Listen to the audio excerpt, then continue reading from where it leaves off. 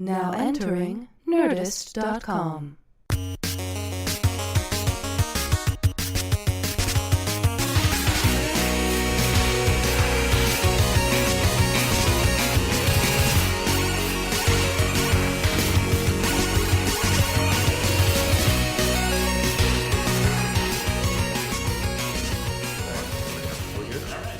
Style, huh? You guys playing Words with Friends these days? Yes. I got Scrabble, but no one seems to have it. Nope, done. You know why? It's not free. Oh, sorry. I like to support my local app store. Your local Scrabble. I swing on down. Wait, so your local app store is basically your phone because that's what's in your pocket. It's wherever I Jonah. want. I just go down. I modded a little old man to greet me when I open it up. They know you. Yeah, exactly. Every once in a while they throw in a free. Hello. What's it going to be today? Mega Man 2? Is that what they sound like? this, Is that a crotchety old man? He's who an old man. He sits on the porch of my Stopped app store. selling his snake oil long enough to come and help you. He runs an old pharmacy in 1930s Chicago. I get my soda pop from there. It's very delightful. Yeah. I think it's Sody Pop, actually. Sody I Pop? do believe. Mr. Capone was asking about the Mega Man. What? It's just a weird anachronistic. It's the Doctor Who rip in time. What? And 45 seconds. I know. I get so much shit about that. I get shit and love about it at the same time. I just finished season 4, finally. Oh, you finally finished Finally season 4. finished season 4. I'm ready for the End of Time, part 1 and 2. Okay. I'm excited. You watch it? Never seen it. Wow. I saw one episode, and it's one of the best things I've ever seen. in my Well, life. you saw Blink. Yeah, Blink. The guy who wrote that is now the head writer on the show. Okay. Wait, is Blink just an episode? That's an It's episode just title? it's just an And episode. I've never seen any other episodes. I don't know the characters. Like, really, I've never seen much of it. But, like, it's like this episode stands alone is just a really cool time travel-y thing. Yeah. I mean, Doctor Who has a couple of different types of episodes. There's kind of the episode where they'll either go backward in time or forward in time. But then there are episodes that are just willfully mind-bendy. And the guy who wrote that tends to write the more mind-bendy ones. Yeah. But it starts to hurt, but it doesn't. Like Blink is you know, like those standalone X-Files episodes that were really awesome. Could have been a movie. Only That one could have been Yeah, a yeah, movie. definitely. All right, so Anyway. now that we've bored the non-Who fans with more Who talk. Down in Whoville with their Who talk. No, Wait, is this the podcast? We're doing it? we're in it. Oh, We're we in it did now. it. We're here with Rich Sommer, who is TV's Harry Crane from the Mad Men Comedy Hour. Madman. The Mad Men Comedy Comedy Hour. With all your favorite Madmans. Brought to you by Ipana Toothpaste. What's Mr. Draper up to this week? So you're the third Mad Men That's right. character that we had. We had Alison Brie on. We had John Hamm on. We're just Working our way up. We're just working our Right? way. Yeah. Thank Well, you. but we're working our way through the company, and then hopefully we'll end with Sterling or Cooper. God. Yeah. Get Bobby Morse on this show. He's very up to date on the cultural things. He's ready to go. What we gotta do is try to mirror the show. So we have to. We'll have each actor from Mad Men on, and then we'll end the show with kind of an awkward pause, and then go to some sort of weird, like morose Brenda Lee '60s song. Nice. To Yeah, sort of yeah. play us out at the end. I can't wait for our season finale. Rich, I am so excited because Mad Men is coming back soon. Really soon. And- August? July. Yeah. So this will probably go up in a couple of weeks, so that it'll sort of come be even around sooner. What's the premiere date? Is it July 25th. July 20th. Chris, we got to use that heat. We gotta use that heat. Right? That's Comic-Con week. That'll be Are you Comic-Con going week. down? You ever done that? I've never done. It's ridiculous. I hear it's amazing. Yeah. I love it. I love Comic-Con. I'll be there. Seems sweaty. It is very sweaty. There are a lot of outfits, like the people who do like full body. I think you're much better off if you're some kind of a Xena or just a superhero who happens to be a whore and you're not wearing a lot. Well, that's like good for heat exhaustion, but not for all the other dudes that are there that ogle and take pictures and grab. And the problem is that Grab? Yeah, like Blair Butler would get grabbed walking through Comic-Con. That's not good. no, well, nerds in costumes, they take up more oxygen from the air, so It becomes thicker. It's like that dense sort of what's left over after they've Yes, processed it. They had to bring in effects wizards from Industrial Light and Magic just to modify the air conditioning systems of the convention I center. remember in San Diego. there was a Batman I saw, and like I was doing a thing with Jordan Morris for Fuel TV, and like there was this guy just in a full like kind of rubber Batman outfit, like just like going like, and like I was like, "Are you okay?" He's like, "Hold on," and then like his voice was like that, not on purpose to sound like Batman, but because he was about to because he was die. actually asphyxiating. Yeah, inside the exactly. thing. And he kind of lifts up like the chest area of the the Batman mask, and then just like it looked like someone was pouring like buckets of water at him, with just sweat pouring out of the costume. Oh God! And I was like, "Oh, are you okay?" He's like, "Yeah, water." We better get some space EMTs in here. Batman's voice, didn't it bother you in The Dark Knight when Christian Bale would talk to Morgan Freeman in the Batman voice when he clearly knew that it was Christian Bale? Like he would still use the voice. Yeah, but it's sort of Gotta like stay committed. yeah, it's sort of He's like how wearing the some mask. actors are like, listen, when I'm on the film, you got to refer Yeah. to me as my character name, and so that's just how Batman's enough. Bruce Wayne is method. Yeah, that's So right. when, That's he's, right. when he's in Batman mode, Christian Bale isn't method, but he's No, playing yes. Bruce Wayne Bruce as a Wayne, method I guy. have to ask you about Batman right now. Why would you even bother? We've been through this before, Lucius. We have fucking been through this before. And then that's when Christian Bale steps out and screams at the cameraman for getting in his eye line. I have not been to Comic-Con, but I have been to some cons. I've been to, in New Jersey, I've been to UberCon. And these are smaller cons that I go to. They usually have they always have a board game component to them. I'm a bit of a board game That's fanatic. awesome. And so I have Trivial Pursuit in my car if you want to play. that's not what I'm referring to. Oh. But they UberCon in New Jersey and then Strategicon here is a thrice yearly convention that happens near the LAX, either at the Radisson or some other LAX hotel. But it's Wait, hold on. I just want to point out to listeners that to seem cooler talking about video games, you turned your baseball cap backwards. I certainly Rich did. did flip the cap on backwards. Listen, man, Hang on a sec, dude. Sunglasses come out. Start smoking a cigarette. it's a serious deal. He just Rich just licked his two fingers and slicked his eyebrows down. Let me tell you. It's because they're bushy and they were hanging in my eyes. I couldn't see you. But yeah, I play board games, but at these conventions, there's always there's a whole bunch of components to it. There's a role playing area, and then there's a video gaming area, and like PC gaming, and then there's a LARPing area.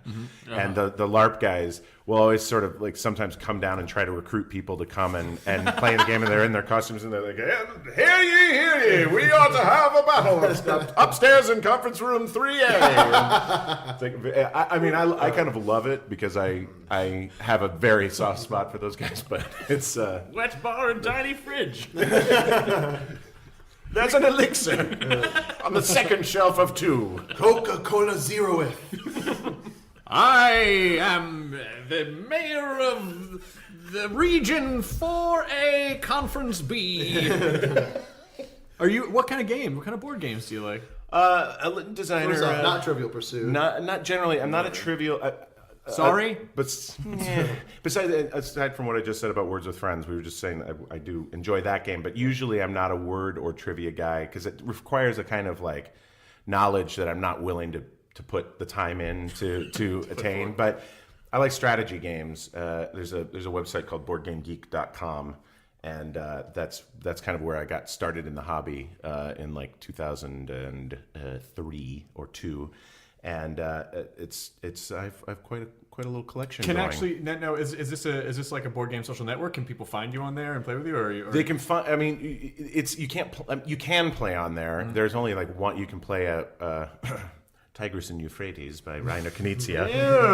the Fertile Crescent? You can play that one on Board Game Geek, but usually it's just a place to find like local game groups and. People who are trading games. There's a lot of trading games on there. You say, you mark off it's a database that has every board game ever. And so you mark off the games you have you're willing to trade, and then the things you're looking for in exchange, and people make offers, and you just send them through the mail. And Do they have Edna Krabappoli, or was that just there was that episode of Simpsons where they pull out all the Monopoly games, and one of them was Edna Krabappoli? Yeah.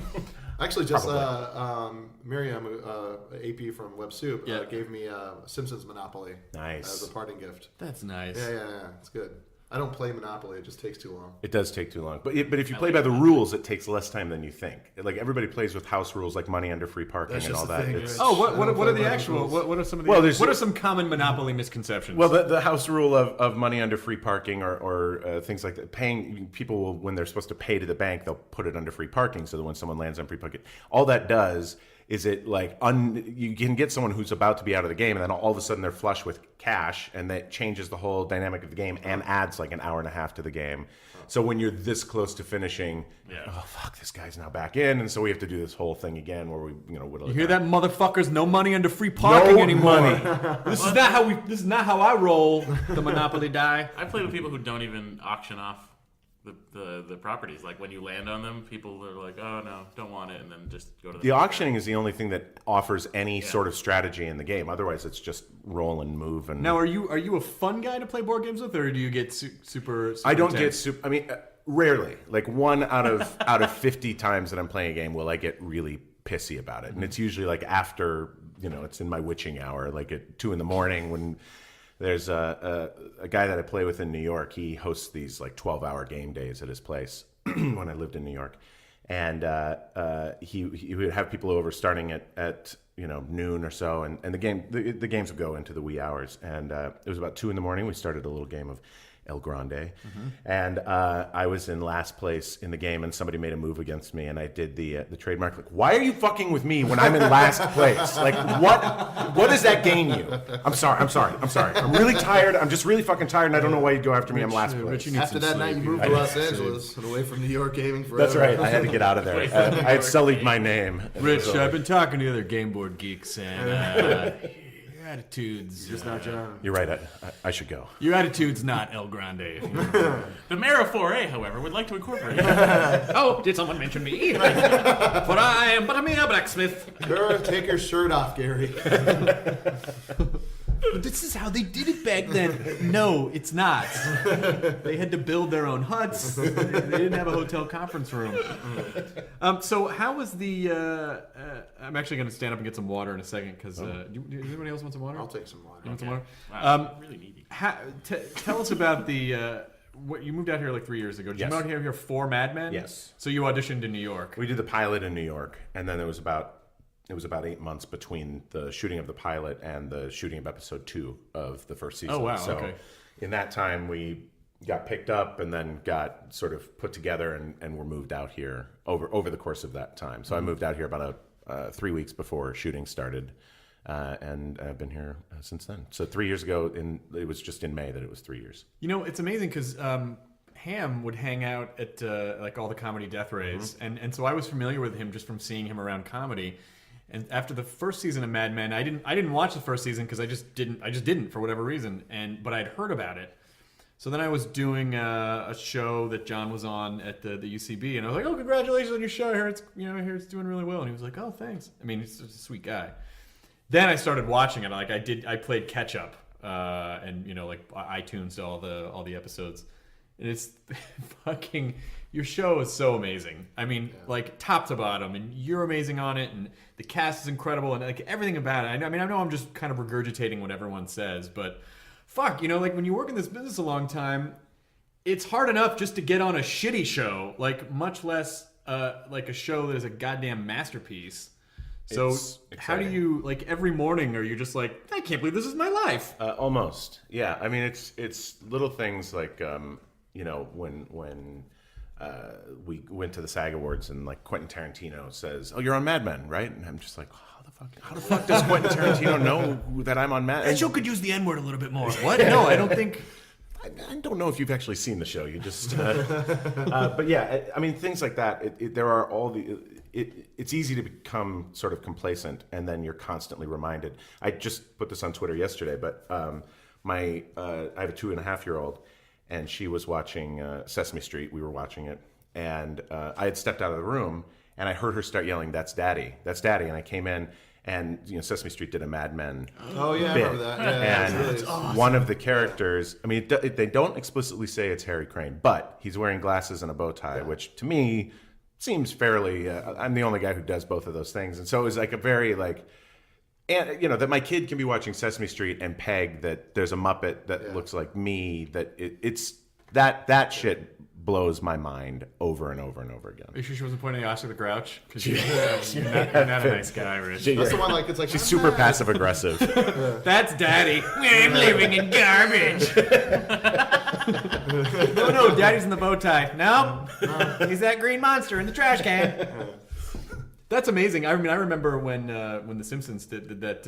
Was it like How to Get Ahead in Advertising or whatever? Yeah, and it was the Halloween episode. The Halloween episode. We've been on like the big 3 S's of pop culture, which are Simpsons, Sesame Street, and SNL. Yeah. And that is, for me, when that stuff starts happening, or like when we would start to see it referenced in pop culture, when the New York Times just sort of says, you know, like on Mad Men with Don Draper, and then they go into the rest of their article, and it's not about Mad Men at all. It's just become a part of this pop culture. That's crazy. You guys really are a part of the sort of the vernacular and just the tapestry of pop culture right now, and it's really fascinating because, you know, I work on a small cable channel, and AMC is, I mean, it's not a huge cable channel, but the programming is fucking amazing on AMC. They've made some good decisions. And And so it's going to just keep getting better. I know, because you got Walking Dead coming The up. Walking Dead. Oh, that's going to be amazing. It's going to be amazing. I can't wait. I hadn't But you got read your Walking show and Dead. Breaking Bad and that, like it's Yeah. insane. It's becoming like the powerhouse, I think. Of And, just, and Sorry, what's amazing, HBO. like if you ever really look at the sort of antiquated ratings numbers,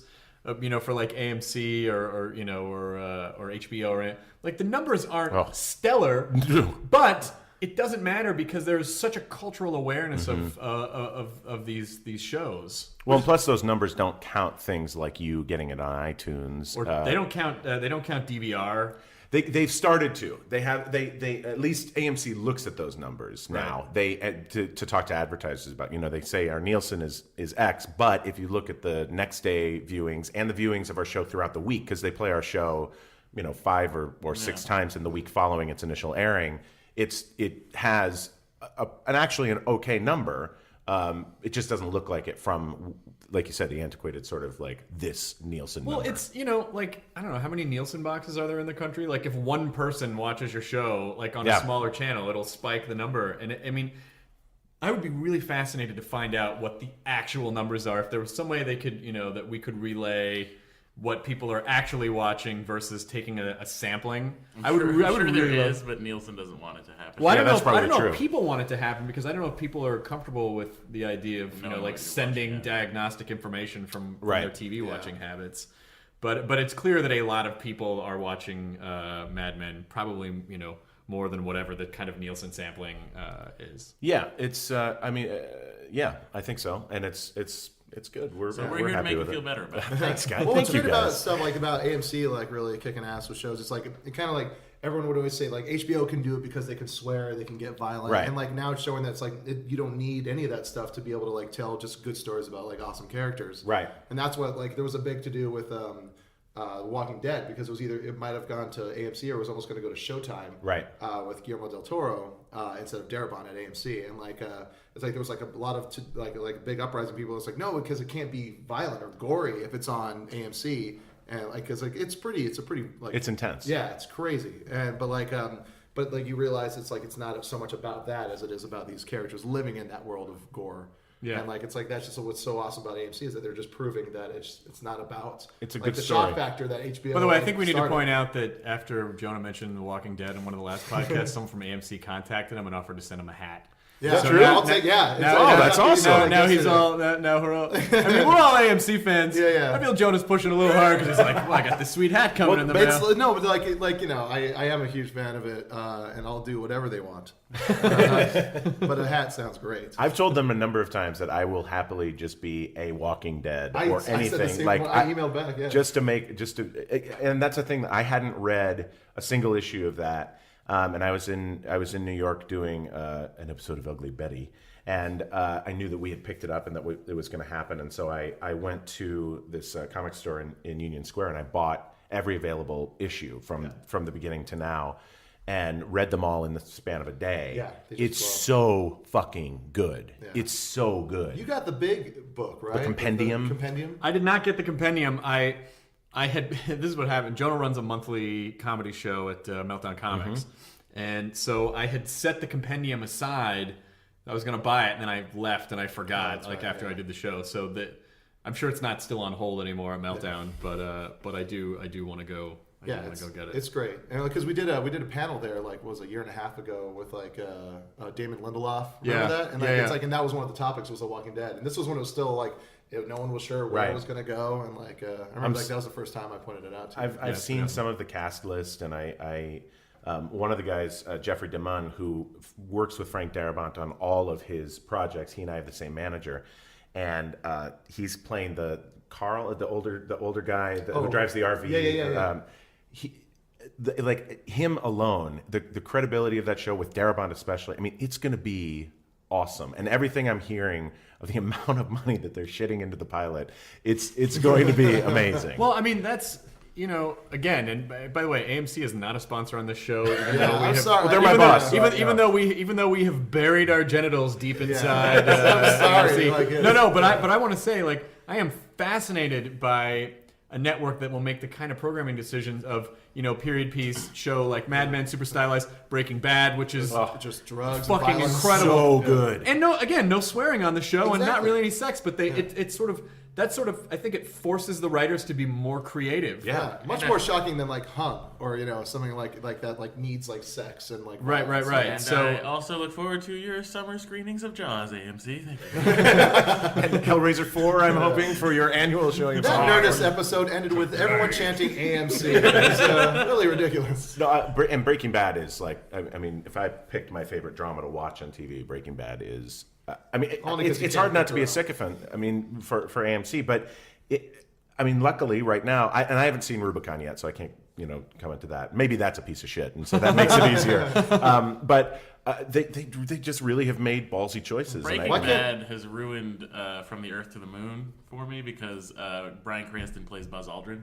Oh, right. It's just like really, there's something else going on in Buzz's eyes now. yeah, Anyway. right. what about Malcolm in the Middle? They call him Buzz. Like I don't understand why isn't Turner Classic Movies up in the ante with their programming and going doing some Classic. People are starting American movie to. classics. Fuck, you're It's like, right. I'm not saying we should kiss AMC's ass, but we should change the ABCs to the AMCs. I think we should just change the alphabet to the AMC. AMC, D, E, F, G. Just fucking bury B. Like, who gives a fuck about B? I want that hat, Chris. I want that fucking hat. I think you're getting that. No, thank God. You might get a jumpsuit. Here's my address. 9. You better get a hat, and then Thing from the Addams Family better reach out of it and jerk you off after everything that you have said, that we have said collectively about AMC. Wow. I'm So surprised like Doctor Who hasn't come and given you a blowjob. Yes. Twice. he did, but then there was a ripple in time, and I forgot that it happened. And actually, that hasn't happened yet in his timeline. That's something you have something to look forward to in the past. Yeah, the problem is I stuck my cock in a tear in time, and now my balls don't exist anymore. So it's sort of a weird thing. Also, I've got to see that show. You're watching it like there's no balls in here anywhere. Where's the balls? So Someone make that T-shirt. where's the ball? and then just a TARDIS in the background, Yeah. inexplicably. We're gonna have 5 of those on this. Yeah, we'll have them. People make stuff like it's like there's been a couple like when we had Elsa Brie on. She said I want to do comedy drama on the internet, and it's like we said we should make the two masks with a computer in the middle. Yeah, And we so, got some submissions. Nice. For it. It was really fun. So, when you first started on Mad Men, how were they in terms of? Did they have an idea of how much all the characters were going to figure into the plot, or was it just mainly going to be Draper? Or because now you're a substantial part of the show. Yeah, you went to the next company. Yeah, I mean, they thought in the beginning, I think they didn't know what they were going to do with us. We were kind of described in the beginning as a Greek chorus. Me and Aaron Staten, who plays Ken, and Michael Gladys, who plays Paul Kinsey, were sort of the Greek chorus of The Office. Pete Campbell's Yes Men, sort of. And I mean, if you look at the pilot, the only one of the three of us that even still remotely looks like what he looked like in the pilot is Aaron Staten, who plays Ken.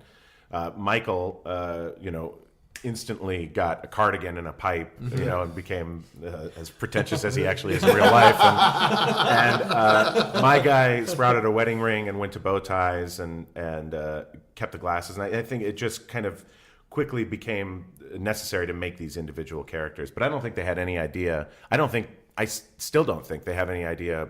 I mean, they know what's happening this season, but I don't think they plan very far in advance. Are we now? I know, if you're not allowed to say this, obviously it's not going to be a big deal. But is the show jumping forward in time again to like later in this, like a couple years later, or? I mean, I can say the only thing I can say is, and I can say this because my boss Matt Weiner said it in an interview, which is that we are not starting the next day. Okay. we will always move some amount of time, I think. This is ahead. anticlimactic. I can't say much, but all I can tell you is that Don Draper dies in the first episode, and then after that, it's pandemonium. Actually, I gotta know, like, there's like your character's development seems to. Have you ever read the Bernie Brillstein book, You're Nobody in Hollywood? I have not. No. Is there any? Do you know if there's any like relation to your character and Bernie Brillstein? Because I have no idea. some of the things that happens to your character like actually happened to Bernie Brillstein, who was like like a comedy legend. Mm-hmm. Yeah, right. I know who he was, but did he start in advertising? Is that the? I mean, it's like he was like he started like he's the guy that came in like a company. It was William Morris, I believe, and like he said like you need a TV division, and I'll be the one to head it. oh wow. Yeah, and so like I was always wondering if that would become Well, your. it wouldn't shock me because I mean Matt's pretty open that a lot of the things that have happened to the characters, aside from Don Draper's like life story, a lot of our office interactions, conversations, incidents come from true stories that he's either read or anecdotally heard or even from the writers' lives. Like one of our writers, Robin Veith, from the first season. When was that episode? Second season, first season, when Betty Draper comes out with the gun and is shooting the love neighbor's that. birds. That her mom did that. One of our writers' moms did that. So like the stories certainly, it's a pretty personal show for Matt and I'm sure every show ends up being that way. Any kind of drama that it pulls from real life, because otherwise it would be dumb. But it's, it makes it somewhat relatable. Why do they have jetpacks? Or Dr. I don't know. They decided not to pull from real life. I only have one complaint about the show, which is my father was a huge professional bowler in the '60s, and I really want to see some weird bowling subplot. God, that'd be great. Because it was like weirdly bowling was the premier. It was like the American sport. Yeah. Yeah, and my dad has these crazy like rock star stories about like, yeah, we were in Los Angeles once, and this local Jaguar dealer gave us a couple of brand new Jags, and we just got drunk and we're just racing down the 405 at like 3 a.m. Then we went and I arm wrestled James Caan, like all these insane. Didn't your dad do What like stories? Budweiser commercials? Yeah, I was gonna say. And my dad did a Miller, an MGD commercial in Miller High Life commercial in like 1969. Perfect. That's awesome. But yeah, I would love to see bowling on the show. Other than that, your show's perfect. Why don't you write that show? Take it to AMC. Yeah, I'll Play write your a dad. spec. Play your- Hello, Matthew Weiner. I'm Chris Hardwick, and you may recognize me from G4. No, nothing. All right. Well, here's a script. It's about bowling. Yeah. This is all on Post-it notes. I know it'll take you a while to read it. Don't pull them apart. They're in a very specific order. It took me forever to put them in there, and If I you flip refuse it to around number and them. turn and flip the pages, it's a story. Now I've animated a little bowler in the bottom corner, so if you flip the script, you can see him bowling a ball. That's great. But I have this theory about the show that I don't know if this is going to be a Heisenberg thing. If I say it, then maybe if it was on the horizon, now it won't. Maybe I'll fuck it up somehow. But I have always felt that the opening credits of the show, the opening animated credits of the show, are going to be what happens in the very last scene of the show, that Draper is going to leap to his death at the end. I feel like his character has to kill himself at the end. He is kind of a piece of shit. Well, He is a piece of shit. He's a fuckable piece of shit if you're a lady in the 60s. Dashing. Dude, you don't have to be a lady. Dashing. What? I'm Jonah. saying. Jonah. No, it's not. He's, Jonah, why's your cock in your hand? hey, I've been there the whole time. where are my balls? Is that an AMC tattoo on your cock? That's amazing. But when Jonah gets hard, it says American movie clap. But they kind of ran out of space. You got to plan that shit out, Jonah. Yeah, I don't know. Well, there are two kind of weird things about those credits. One is that, first off, I think in defense of our writers, I think it'd be a little bit on the nose for that to happen. And I don't. Matt has talked about that a little bit. That metaphorically, this guy is falling. I mean, that's really the whole point of it is the metaphor of him falling past all this shit and trying to land. Chris only sees the literal. Yes, that's right. Yeah. So why isn't the show animated again? Because the credits suggest that it's an animated show. I don't really understand. Like, no one should have faces in the actual show. Wait till according episode to 5 the, this year. All right. No break It's our cartoon anywhere. episode. By the way, not everyone's really that mad. Like, I don't know why Mad Men. The other thing was that my character was supposed to kill himself in season 1. By jumping out of a window. And I think there were a couple reasons they didn't do it, and one being on the nose, and the other being that, thank Christ they didn't do it, because then I wouldn't be on the show anymore. But yeah, so they have certainly discussed it, but I don't know that. You don't think he's going to kill himself at the end? I guess it wouldn't shock me, but I don't know. I don't think so. I always feel like if you were to flash into the 70s or the 80s, the Don Draper guy would be just like this sad, leathery dude. I think the show's gonna end with the moon landing. Really? 1969, right in the middle of July. You think so? It's good. Oh, that's kind of It's a nice future. You'd look out onto what's on the horizon. Little do we know the 70s are coming. Wait a second. I think stops. we clearly know that the 70s are coming. Can I just clear something up? Have you ever watched Mad No, Men? never seen it. Why don't you shut the fuck up? It was a good idea, Never though. watched the show. I think it's going to do with the moon landing. Why wouldn't it? You had Kennedy's assassination, then you go with the moon You're landing. not wrong. It's the 60s. You're not You're wrong. gonna hit it up. It's possible. Do you and the other actors like ever get together and just talk about what you think might happen? Oh, absolutely, all the time. I mean, we're we gossip about it as much as anyone, and we have a little bit more information, but not much more. I mean, we still get them script by script. Yeah. We get them the day before the read through, and we do it, and so some people hear rumors here and there. Like when Peggy was pregnant in the first season, I had no. I mean, I saw that they were putting her in a fat suit, but I thought it was just like a social thing, some commentary on something. And Aaron Staten, again, who plays Ken, came up to me and he was like, "Hey, I heard I was talking to somebody. I think Peggy's pregnant." And I was like, "What the fuck are you talking?" And so we talk about it. I mean, we talk about it amongst ourselves, and then people kind of are like, "Hey, Lizzie, what this fat suit? Like, what's that about?" And she's like, "I don't know. It's a thing. I don't know." She knew obviously, but. So we don't know anything. Do you have were there any theories that you were convinced were going to be true that ended up to not be true? Oh, I feel like yes, but I don't know what. No, I don't know. Yes, I can't think of what they were off the top of my head. There were times that we were like, "This is definitely going to happen," and then all of a sudden, it's kind of turned on its ear. But that's what Matt wants. The end of the season last season was that season finale was one of the best episodes of television I've ever seen, and what's amazing about it is that it could have been a series finale. Like that, I feel like it was so powerful that it could have been a series finale, and yet I still have all this Betty and that other dude. Right. I want Sal. I was bummed want with Sal back. Yeah, I want Sal back real bad. Do we know if and you can't answer any of that. It's just kind of watching the company break off. Yeah. Now you're this kind of satellite agency. Absolutely. I think. I mean, I don't write for TV, so I don't know how they do it, but it looks to me like that is sometimes the goal. I mean, here we knew we had another season coming. Writing for TV is very easy, Rich, especially with that show. Thing here, old lamp in the background. Light a cigarette. Vintage television, cigarettes, a couple of broads. You put some booze in your hand, we roll credits. I'm done. But like the first season, we didn't know we had a second season coming. So the first season finale, when Don comes home and they're going to go for Thanksgiving after all. I don't know if you remember that, but there was some discontent in the marriage. That continues through the seasons, I'm sure. But he comes home and there's sort of this almost dream sequence of him coming home and everybody's still there and they go together to Thanksgiving. Yeah. And then he sort of snaps out of it and they've all left and the camera pulls away from him sitting on the steps. And that was written to potentially be a series finale because we didn't know if it was going to be 13 and done because we hadn't been picked up yet. Right. So we didn't fully know what the world's reaction was to the show, and we didn't know if it was going to happen. And I remember Matt just saying, if this is where it is, it's been kind of an amazing few months. So that's I think the principle under which they try to operate, all the time of, we don't know what the fuck is going to happen anytime. Yeah.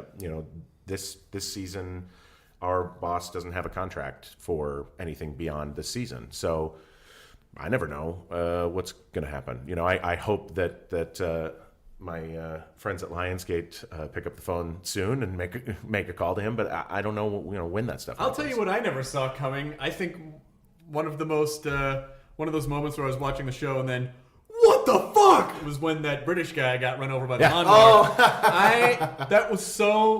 That felt like it stepped out of just the kind of normal conflict of the show. Yeah. And the blood spraying on the people watching was just such. Yes. So of course, I found myself cracking up, but at the same time, I was utterly horrified. Yeah. One of them's going. Are we getting feedback? One of them was. Are we getting feedback on the? It's okay now. Yeah. But it's weird. They're all in airplane mode. So Is it the iPad? Oh, it's the goddamn iPad. I forgot about that. boy. Has that been going the whole time? No. Okay. Cool.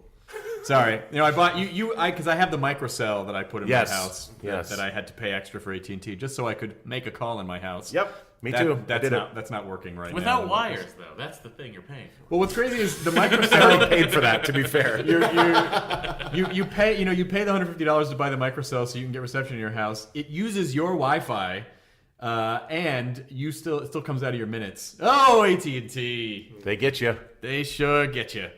Microcell comes over using all your Wi-Fi, taking up Charging you minutes. for it. Who does it think it is? Never leaves any hot water in the shower. Rich, if you were to try to save AT&T's image, what do you think Harry Crane would do in the way of a television commercial right now? I can't do that. Put a little howdy doody guy on there. Space. How stuck to the script are you guys? Is there any? I mean, can you improvise at all, or is it just like not a syllable? Okay. It's very, very word for word. You ever use a contraction? They say cut. Yeah, they don't say cut, but the script supervisor does come to you and say, "You said can't, it's cannot." All right. Can you say, I sure hope we get that American Airlines account? 60s! Everybody wonders why they cut away from me right after I said account. It's because I said 60s. 60. Yeah, not a lot of room for it. It's pretty tight. We had a scene actually the other day where I was talking about this is hard because obviously I can't say anything about anything. But the other actor, I was murdering Peggy. I asked the other actor a question, and instead of answering the question, they are supposed to cut to this other group of people. Kind of over. It's kind of a larger scene, so they're over somewhere else in the office. And but they were doing our coverage on it, and so I would ask the question, and then this other actor would sort of like try and kind of improvise a response without saying anything, and it just became a clusterfuck because every time they would try and do that, we would start laughing, and the director's like, "What are you guys laughing at?" And I'm like, "I'm asking a question. They can't respond at all, and yet we're supposed to keep going." And so it's like you get into these weird, awkward things because a lot of us are in comedy, and a lot of us have done improv at times, and it's weird to not be able to break out at all sometimes. But also sometimes it's great because it makes life a lot easier. You know exactly what to say. And so, what is I mean, like, what is your background in comedy? Did you ever do stand up, or were you do sketch? I didn't stand up. Terrifies me, but I did improv. I started doing improv with the Comedy Sports High School League when I was in high school in Minneapolis. Great comedy town, by the way. Minneapolis is a phenomenal comedy town. There's really, really good stuff happening there. A lot of people come out of there too. Like isn't Nick Swartzen? Nick Swartzen and Nick and Colton Dunn and I were all in the high school league together. Oh, nice. And Charlie Sanders as well, who's improviser. That's as well. fantastic. Harmar's from Minneapolis. Oh, he's, that's right. You know what's great about like cities like Minneapolis and Milwaukee. You know, if you're a coastal dweller and you don't really expect. Yeah. I don't know what I thought of that area, like Laverne and Shirley and bowling, because my dad toured through there a lot because they're big bowling towns. But you go there and what you find is that they're very cultural, and they have these really gorgeous theaters, and it's like a theater culture. And you go there and you're like, why doesn't everyone live here? And then it gets to be like November, December, and your face breaks off. And if you hadn't lost your balls in that time rift, they would freeze exactly. off. But what's amazing about it is that they're great audiences to perform for because they go and they listen and they enjoy, and it's like that is awesome that you're from Minneapolis. It's good. I mean, there is really good stuff happening there. There's the Comedy Sports group, and then there's Brave New Workshop, which has been there since forever, 1958, I think, and there's a new one, Huge Improv. I mean, those guys, they're all really like it's a vibrant comedy community. And also, the music scene there is pretty good. And too. the music scene is good too. And the art scene there's like a really cool art scene there as well. And then and the guitar, like that old guitar shop that I went to in St. Paul. It's great. It's great. Everything. I mean, St. Paul. Everything closes at 4 p.m. And you're if you haven't caught the last bus out of St. Paul, you're fucked. But other than that. So yeah, I did Comedy Sports High School League, and then I did improv in college and spent a little time at the Brave New Workshop, and then when I moved to New York, I started at UCB right away, and I took my first classes with Eugene Cordero. Oh, nice. We were in class together and kind of came up together, and I spent time there. I was on a Herald team in New York, and kind of have stayed with them, in touch with them at least, kind of coming out here. And when I came out here 3 years ago, that was part of. It was at a time that there was kind of this big exodus from New York, where the LA UCB sort of beefed up with all the people that I knew from New York. So I had kind of instant community here. I remember that was a weird time in the UCB in LA too, because before that it wasn't really like a UCB community. It was just all the extertiary like comedy people kind of having this. Just one got place to absorbed, go. Yeah. you know, to all the. I thought the UCB in LA was going to be a tremendous failure because I didn't have enough faith in Los Angeles as a theater going culture. I'm like, no, you know, because I like the shows that I did, like Comedy Death Ray, and they were at bars. Right. People could come and go and get food and drinks, and I'm like, no one is going to come and sit in theater seats. Right. And I was way wrong because now it has become the epicenter of comedy. And now it's like in Los Angeles. it's a lot like the New York UCB, where it's like there's kids that have come up in the scene, and now it's their theater, and like there's just a whole. They've done an amazing job. How do you feel? Does your brain go to different places? I mean, I haven't done a lot of drama stuff, so I don't know. But so when you're acting on Mad Men versus, you know, if you're doing a comedy thing, does it physically come from two different parts of your brain, or do you just feel like you're doing different shades of? I think just different shades. I mean, it's you're still trying to be, you know, when you're doing comedy or drama, you're still trying to be human. And I think it's even when you're doing something dramatic. I mean, you look at Ham or you look at Cranston on Breaking Bad. These guys find moments of humor in these dark situations. And I think it's all, you're pulling from the same pot. It's just you know, where you take it from there. Are you getting calls now, like, to do films, and, you know, like, are you starting? No, that's not happening. That's not happening. That should be happening. What about any more sketches with Paul F. Tompkins? Because that zombie one was great. That was really fun. You know, I've been trying to do kind of like a year and a half ago. Oh boy, I start and stop stories a lot, so I apologize. But when I did Devil Wears Prada, all I could get were comedy scripts at that point, just comedy. And I was, you know, I had studied acting and I have a master's degree, and I wanted to do more stuff, so I started asking to please put me out for more drama as well. And then Mad Men came, and now that I'm doing Mad Men, it's been hard as hell to get back to comedy in any way. So about a year and a half ago, I really kind of made this commitment to myself to start being at UCB more and just getting more into the comedy world again. And that's when the Paul F. thing happened, and you know, I started doing more stuff at Funny or Die, because a lot of the guys at Funny or Die are people that I knew from UCB in New York. Oh, that's cool. And, you know, Allison Brie and I just did a Funny or Die short that came out, I don't know, a week and a half ago. Well, but when this is airing, about a month ago. And you know, so I'm just trying to kind of be out there a little more. But no, scripts are certainly not just walking in the door. But like you've said too, I've heard you say it on this podcast. I mean, it's this business. It's not ever, I think, until you are like Jack Nicholson, it's just not ever going to be easy. And you know, like, it's almost like you have to fucking grab the business by the scruff. Yeah. And be like, no, I do comedy. Like, you have to.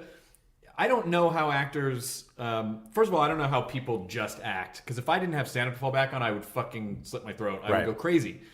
You know, just waiting around and the rejection process, sucks. And you know, like the audition skill is a whole separate skill set. Absolutely, it's just different. It's a very artificial acting environment. There are great actors who can't audition for shit, and so they just don't get. And parts. if you see people on TV, you're like, that guy sucks. What's he doing on TV? You're like, he's probably a great auditioner. Right, exactly. And he's probably also a really nice guy, and people like him. So That they just happens, work with and him. he charms That the happens a room. lot. Yeah, You know? he charms the room, and then there's just kind of a weird disconnect when you put him under the microscope of the camera.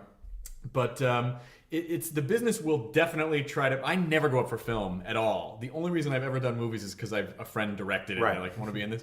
I never get sent out for film, so it's, you know, because I work in television, so they're like, oh well, he's a TV Yeah, guy. absolutely. I mean, there is. You talked about this, I know, with Allison Brie on the podcast as well. But there is still a sort of division line of these people do TV and these people do movies, and then in the Venn diagram, there's that little crossover of people who do both. Right. You know, and a lot of that crossover happens. A lot of it happens in comedy. I mean, it seems right now because comedy movies are happening so much with the Apatow guys and those guys. I mean, that stuff is happening so much. But like I talked to Bryan Cranston a couple of months ago, and he's shooting Larry Crown right now with Tom Hanks, or they just wrapped.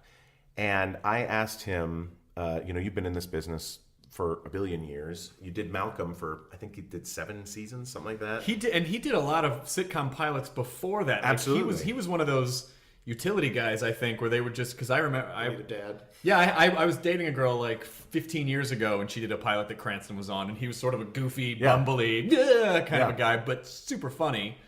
And fuck, man, that guy is just incredible. This came out of, he did an episode of X-Files with Vince Gilligan, and Vince liked him and remembered him, and when he wrote this part, said, let's see him for this, and it just sort of, was kismet. It just worked out.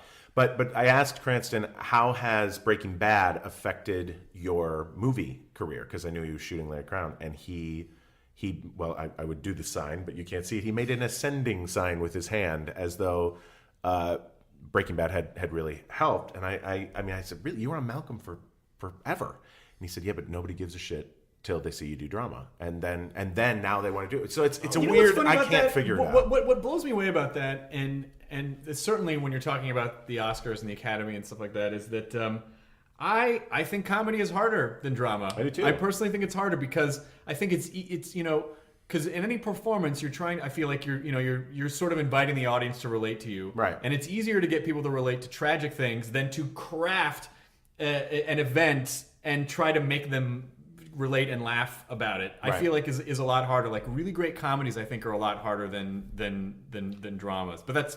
I think it takes sometimes a really good dramatic actor to be like a great comedic actor too. Yeah, right. Well, and vice versa. I think. Yeah, I mean, it's like Adam Scott, great dramatic actor, but he kills it every time he does. Adam Scott's fucking hilarious. We got to get him on. We got to get Cranston on too. AMC. Now that we've licked your taint up and down. Oh, that's right. Now that we've licked AMC's asshole, like we're trying to pull the paint off a shed. Send the Nerdist crew out to be zombies in the okay, AMC. Here are our demands that are backed up by no repercussions whatsoever. We're not letting Rich. We got normal zombie, tall zombie, fat zombie right here. Podcasting Zombies is my new show. Well, it's like in the Land of the Dead, the one like the fourth Romero zombie movie. They had Simon Pegg and Edgar Wright as zombie extras. Genius. And like they'd had even a little featurette on the DVD of just like them like going and just being so excited and then getting to meet George Romero, and like it was just like it's so like it looks so fun except for the 12-hour makeup process. Yeah, right. Of course. Yeah. So what is Rich? What's your kind of perfect? When you sort of fantasize about your perfect career. What elements does it have? It has consistent work. That's real. I mean, I have a kid, and well, I suppose I can. Here's your scoop. I have one on the way as well. Hey, congratulations! Thank you. So now you can't refer to the one just as the kid. That's right. Now I'll have the to other the kid, other and that's going to make a complex for the second well, one. that's my goal. Just call the second one. I want it to be very complicated. The other for the sister, second child. Julie Lewis. It went well for her. But for me, I mean, right now it's just knowing that I have this family thing. I mean, I am just very eager to keep work coming. Not that I want to just kind of take everything, but I don't have the luxury of choice quite yet. So I just want to keep working. But if beyond that, I mean, I like everyone else, I want to do it all. I mean, I would love to keep doing TV. TV, I think the sort of regularity of it, the feeling of like getting up in the morning and going to work and feeling sort of like a normal American dude great. is nice.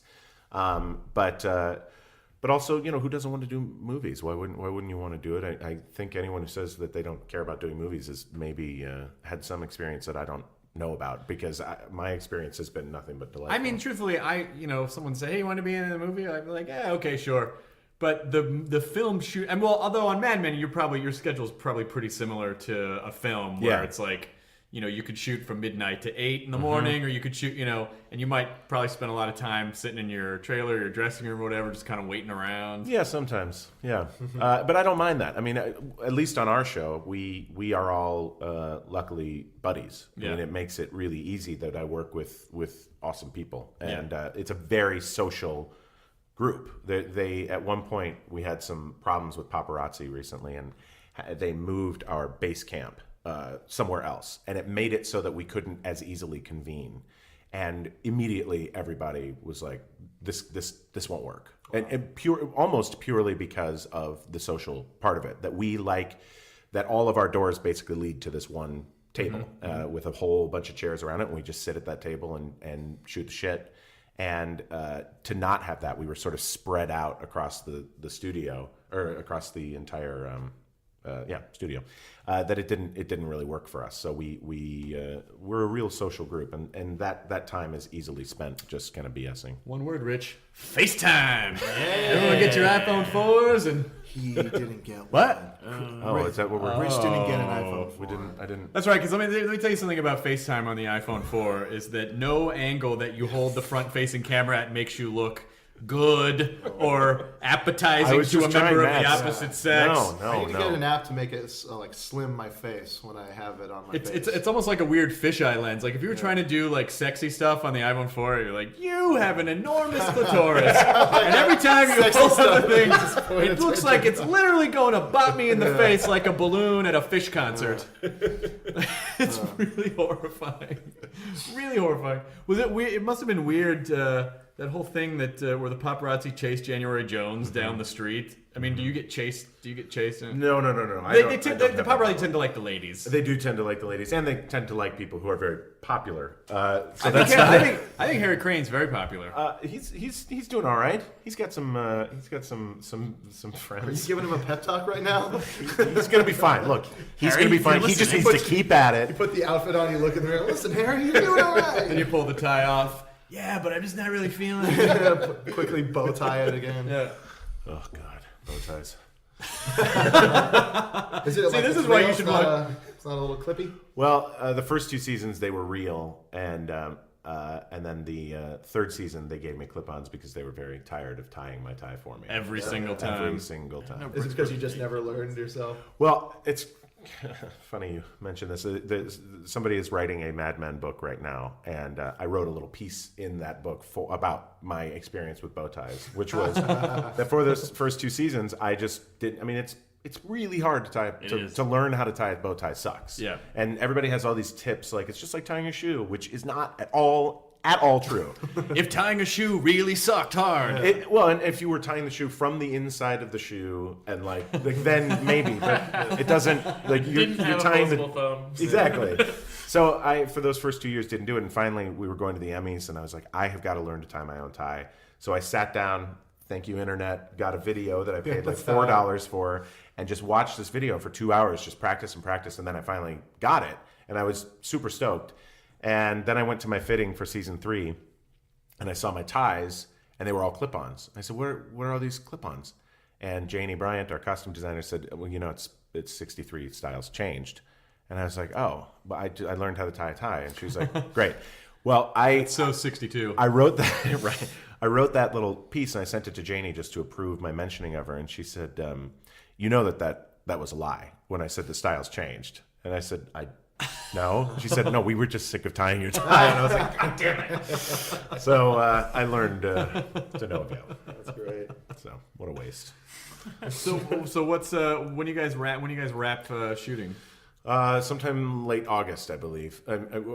Our baby will be born, sometime September-ish, and so I'm hoping we don't push too far, because often we push the season. We end up making the season go longer, and so I'm hoping we don't push too far. But yeah, so I go right basically from Mad Men down to the. That'd be a real the old parallel hospital. storyline if you ended up being stuck at work while your wife was having a baby. That's something that would happen on your television program. That could be a nightmare. Well, we would love to go to the wrap party. Thanks for asking.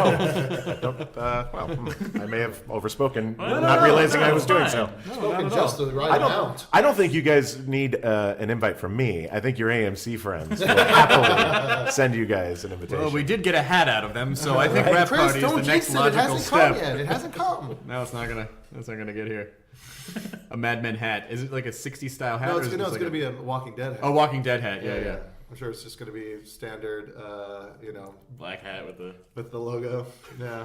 Man, I would love it if just all of a sudden, a show like Mad Men is so perfect for the very last episode. They just reveal that everyone is some kind of supernatural creature. I would love to see like some weird sci-fi what the fuck? Like Don Draper's like, my work here is done, and then he just enclosed in a pod and ascends, shoots off of Madison Avenue into space, and then they just boom. I think we just got to the root of why he didn't like the Lost finale.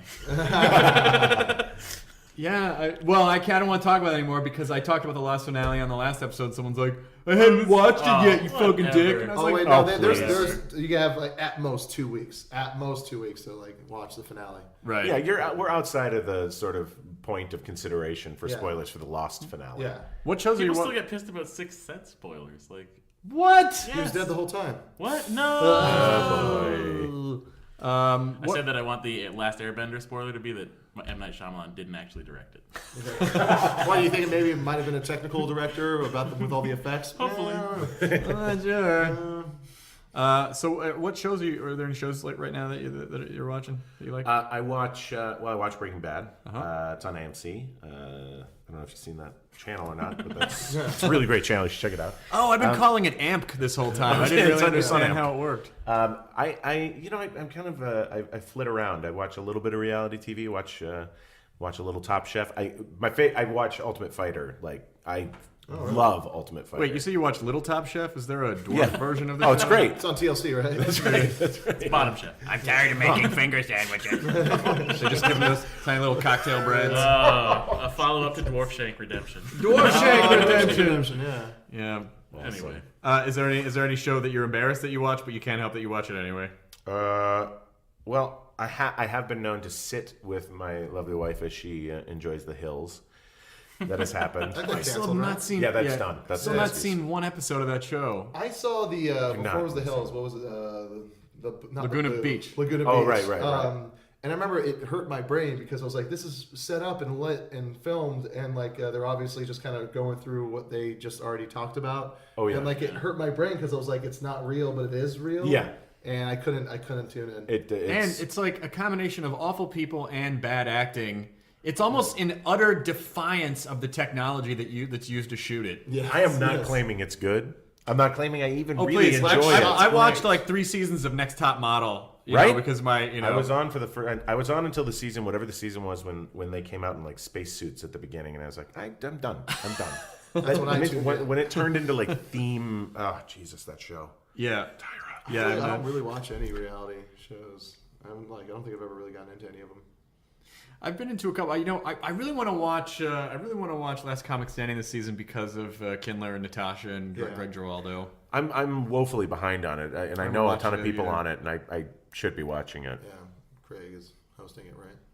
Craig Robinson. Yeah, that's right. You know what? No, I watch the only reality shows I watch are like house shows, like HGTV shows, and like about like homes and gardens and stuff like that. Like it's like I like that because I'm a house nerd. And there's no commitment of like the faux story they try Yeah, to build exactly. in. Like you don't. It's like- if you miss an episode, it's Sometimes I go doesn't crazy. matter. Are they going to sign the? Which one are they going to choose? Previously on I watch House Pawn Hunters. Stars religiously Pawn Stars. on the History Channel. It's just a pawn shop in Las Vegas. Where like there's a gold coin from a 1720 Spanish destroyer, and it's like walks into the pawn shop. And they always have experts on call for some reason. Is it at like this pawn Antiques shop. Roadshow? Yeah, I but was going to say, but It's similar to Antiques Roadshow. I like that show. Except you get the pawn guys that are But like with filthy humans. It's Oh, not, good. No, they seem all right people. is it like Dog the Bounty Hunter? I has wish a it pawn was. shop? There's no ice. That show. I watched a bunch of Dog the Bounty Hunter just because, like, when I get homesick, I watch Dog the Bounty Hunter to remember how much I hated Hawaii growing up. Because I'm like, oh yeah, those horrible assholes they're arresting are the kind of guys that would fuck with me. Yeah. So I watched that. I'm like, yeah, it is kind of for the most part. You a could horrible hate place. a lot of stuff from that show. You could hate Yes, like other yes. just people. People Just in general, yeah. Cars that they drive. You could hate everything because that Yeah. show does not lead you to like anything. Anything, not the people in it, not the people they're arresting. But No. that's an interesting trend. I'm sure I've mentioned this in the podcast. We've done so many podcasts now. I'm sure I've tried to make this point before. But what's funny to me is that, you know, you look at any phenomenal show that's on television right now, all of the protagonists are all despicable characters. it's true, yeah. Like every show, like it's just about like, you know, Nurse Jackie, your show, Yep. Breaking Bad, Dexter, Yeah. 30 Rock. They're all Yeah. despicable. You know, like House. He's like, it's just kind of an interesting trend in you know, in just the way that we're relating to our protagonists. That's Yeah. fun too, because also like the latest Daniel Clowes comic, Wilson, is just about a guy that's just like an asshole, like a total curmudgeon, and like it's like one of his best-selling books right now. The first convention of any sort I ever went to, I got good enough grades to convince my dad to take me to the Thunderbird Hotel in Minneapolis to a comic book convention when I was 12, and Daniel Clowes was there. and I followed him around because I read Cracked magazine, and he drew the Ugly Family, the Addams Family ripoff. And I went up and asked him to sign my Cracked magazine. He's like, "Oh my God, I haven't seen this in like 5 years." And I was like, "Well, it's running all the time." He's like, "Yeah, they don't pay me anything for it. They haven't paid me in years. I'll sign it." And he wrote like "Stay Ugly" in my 8-ball comic that I bought. But Which of course is your fault that they weren't paying him. Yeah. exactly. Yeah, He was so he was angry a with kid. me. But he was like the first like artist that I became sort of enamored of. Yeah, I actually went to go see him. He went to Skylight Books, for like a signing and speaking. And Dana Gould speaking, is that a thing? Speaking. He went for a Do a speaking. speaking? Yeah. Speaking. Are you an alien? I'm sorry, I have to go regenerate in the bathroom. Pee in the bathroom. P. No, but and Dana Gould was the moderator, and I was just just seeing him in real life was so awesome. Yeah, Yeah. he's pretty. He's not dumb. He's just as like unenthusiastic as you'd imagine. As he was when I was 12. Yeah, but yeah. Some 20 years ago. Because he was even talking about himself. He's like, nah, and that's when I did Art School Confidential, and people go be like, well, woo. He's like, and then, just not into it, not into his own career in life. I hosted a Battle of the Bands when I was in high school as the MC, and this guy came. I don't remember his name, but he played in a band. He was always super angry. I stood next to him in choir, and he was always really mad about everything. And then he played in this band, and they applauded his last song, and he said "fucking liars" and walked off the stage. I was like, "Oh, there you go, ladies and gentlemen." Someone just watched the Doors. Yeah. Let him in, Jim. Let him in. Speaking of Battle of Bands and band stuff, there's a Tom Hanks cut of That Thing You Do that I highly recommend. Really? Yeah. It's great. It's a lot longer, and it has so many more scenes and build up with Charlize Theron's character. It's it makes the movies you didn't even know there was plot holes until you see this version where you're just like, oh shit, yes, of course they never explained that movie. that. I like that movie. It's one of my favorite movies, and this is it's the Tom Hanks edition. They didn't say director's cut. It's the Tom Hanks edition. Yeah, right. And it's there's a couple scenes where it really gets you way more into the band. It shows their personalities kind of change as they get bigger and bigger. It takes its time. Steve Zahn is in that, right? Yes. Yeah, Yes, Steve he's Zahn's great. great. He's Minnesota as well. I would watch a Tom Hanks edition of anything. Yeah, I would too. love Tom Hanks. I'm a big fan of his twit pics. I'm too. I I'm also too. said, look at the Yeah, his twit vids are great too. It's like, oh look, a Woody billboard. Bye, Woody. It's I fucking love you, Hanks. HANX. Yes, that's just awesome. Yeah, that's awesome. Well, we're at the end of our hour. Oh, we did it. Yeah, we did it. Rich Sommer, so phenomenal to have you on. Yeah, thanks for Thank coming. you. Thank you for And having me. obviously, new season of Mad Men. People should know that it's coming on. But what's the premiere date? July 25th. July 25th. And That's the right. party is. We're gonna be there at the party. Right before. Yeah, you guys just come and. Wait, so we're not. So you're saying we're not invited? I didn't to the, say. I He's think not you saying should. that, We're not- Chris. He's clearly saying So that. we just Yeah, show just up. show up. All right, thanks for having me.